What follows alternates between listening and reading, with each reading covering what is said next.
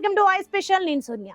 ఆఫ్ఘనిస్తాన్ విదేశాంగ మంత్రి అమీర్ ఖాన్ ముత్తాకి భారత పర్యటన సందర్భంగా ఉక్రోషం పట్టలేక చేసిన దాడులు ఆఫ్ఘన్ పౌరులను నిరాశ్రయులయ్యేలా చేశాయి.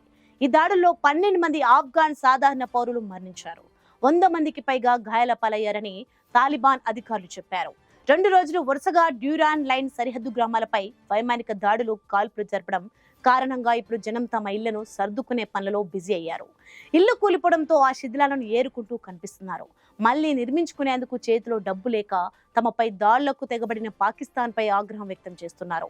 ఎటు చూసినా శిథిలాల కుప్పగా మారిన ఇల్లు, నెర్రలు వారిన గోడలు, ఆ శిథిలాలు పడిపోవడంతో నుజ్జునుజ్జైన వాహనాలే కనిపిస్తున్నాయి. బాంబులు పడిన చోట గోతులు ఏర్పడడంతో దిగాలుగా చూస్తున్నారు. ఈ దాడుల తర్వాతే ఆఫ్ఘనిస్తాన్ పాకిస్తాన్ మీద తీవ్రంగా దాడులు జరిపింది.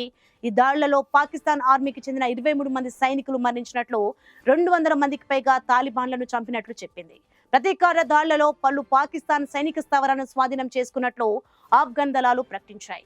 ఈ దాడులపై తాలిబాన్ అధికార ప్రతినిధి జబీబుల్లా ముజాహిద్ మాట్లాడుతూ పాక్ దళాలు సాధారణ పౌరులపై దాడులు చేశాయని, ఆఫ్ఘన్ దళాల ప్రతీకార చర్యలో అనేక మంది పాక్ సైనికులు మరణించినట్లు చెప్పారు.